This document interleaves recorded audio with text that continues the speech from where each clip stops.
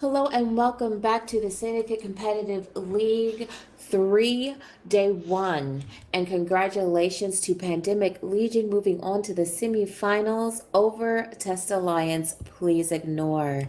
So congratulations. The only Pandemic Legion, well, we don't know that yet because we still have a best of 3 coming up with Assurance Fraud Inc. versus Exodunk. So the first Pandemic Legion team to make it through, Elise shining through, making a triumphant comeback from all of the jokes about him skirting off into the edge of glory. And we do have a trade up. So Brent has exited out of the studio, and with us we have Bob Shaftos, the team captain of the Reputation Cartel. So welcome, Bob. Welcome to the SEL studio. We're happy to have you. And of course, we still have Bacchanalian and Grammar Nazi with our sponsor, SomerBlink. And a quick little shout out to our other sponsors, CCP Games, and of course, Lorkin Desal. So, Bob, welcome. What did you think of Hello. that match? That match was kind of interesting. I think if Test had maybe worked on their comp a little bit better, they could have easily taken that with the two opposing sides. We've had a lot of experience with PL Tinkers in the second SCL. Like the final best of 5 against PL was one of the most hellish of my tournament experiences, but they are beatable. And if Test had just maybe switched out a couple little ships here and there, they could have done really well there. Yeah, I thought it was an unfortunate showing from Test. Well, as you say, definitely it's a beatable setup, the Tinker, and I think they felt like they were going to get away without facing the Tinker by banning Tengu. But then the interesting ban was the Dami. I'm not sure what that was going to accomplish.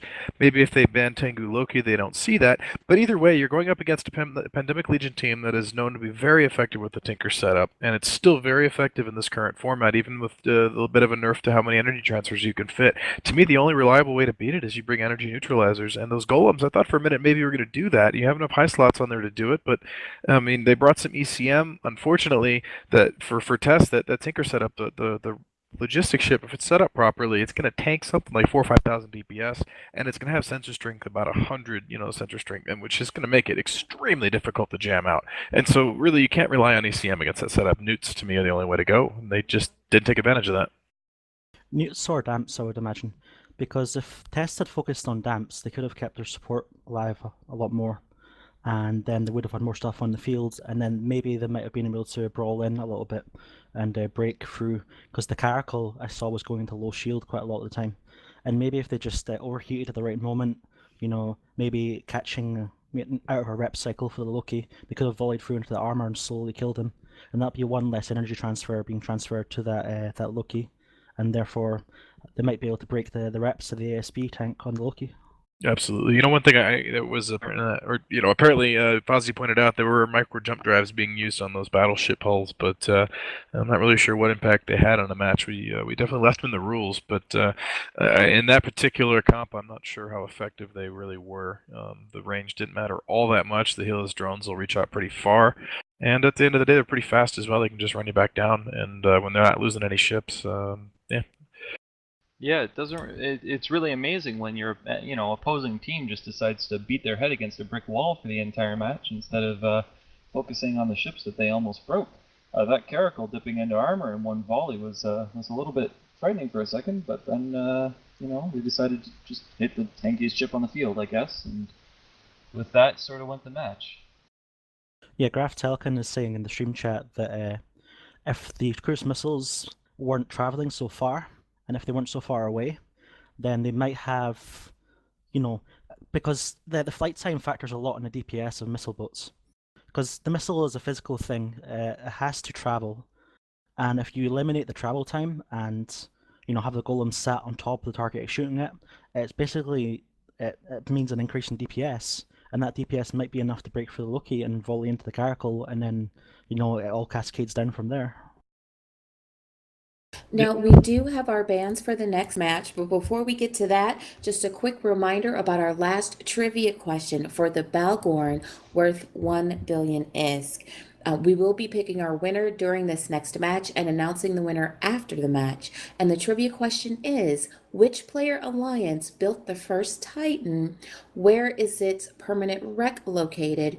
And what is it called? And you're going to put all three answers in the reason as you send Miss Loot Gods 0.01 ISK. Now, the bands for the next match coming up is our first best of 3 for SCL 3, and it is Exodunks versus Insurance Fraud Inc. The Exodunks have banned a Tengu and a Proteus. Insurance Fraud Inc. has banned Sleipnirs and Macarials. So, what do you all think about these bans? Sleipnir Macarials suggest to me that they want to bring lasers. That would be my immediate. Well, what I'm thinking. to me, it's a bit of a respect ban. You know, you've seen that a couple times. You've seen the Exodunks teams in the past be effective with that kind of Macarial setup, but again, I'm not sure. Maybe it has to do with the setup they're bringing. Like you say, it's more of a let's ban out something that's a counter. I don't know. It's hard to say just based on the bans what's going to be brought, but both of these are pretty good teams. My money's kind of on Exodunks. I'm a little biased there. I have a couple friends in that, Ashnala, Von Falkenhorst, Sturm, but I think really this could go either way. These teams are both very good teams. Yeah, for sure. It's hard to tell from just the bans alone because, as you said, both teams very experienced. Both teams down with the meta, knowing, that there are different possibilities that the other team could bring. Really, it's a total toss-up for me. I have no idea. I'm rooting for Exodunks. I'm hoping they beat Insurance Fraud, and well, I'm kind of biased, but I'm hoping to get PL and imagine knockout PL, and I hope we beat Warlords of the Deep tomorrow, and then get Exodunks in the final because I want to fight PL again. Well, I got to say, now that I can see what's on the field, we're in for a very interesting match. It's going to be hard to say who's going to win this, but the thing I will point out is these teams are actually pretty far apart. They actually warped in from almost opposite beacons, which will play into things at varying ranges. So I'm curious to see. This is going to come down to, I think, the first couple of minutes and who can, get into the advantage quickly. But I think if Exodunks manages to pilot it right, they can certainly win this. And if Insurance Fraud pilots it the way their setup wants to be piloted, then they can win it. So I think this one's a toss-up.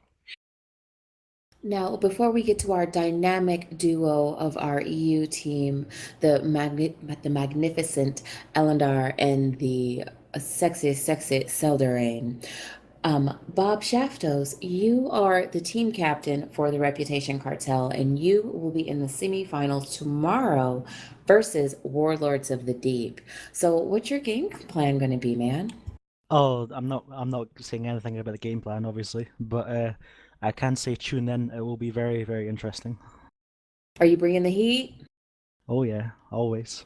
Yeah, I'm definitely looking Always. forward to watching that. The Rep Cartel guys have a really good team, but like I said, having flown with some of the Warlords guys in the FanFest tournament, I'm just blown away by their level of prep and how much they thought they put into it. I know Bob does as well, but I think it's really going to be a battle of titans there. So.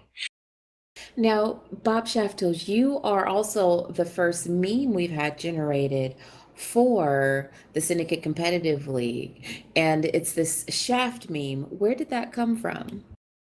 It was made by one of my corp mates, Ivy Lash, and I'm kind of a bit uptight, I could say, about ship fittings, and I don't like badly fit ships, so that's really the origin of that meme.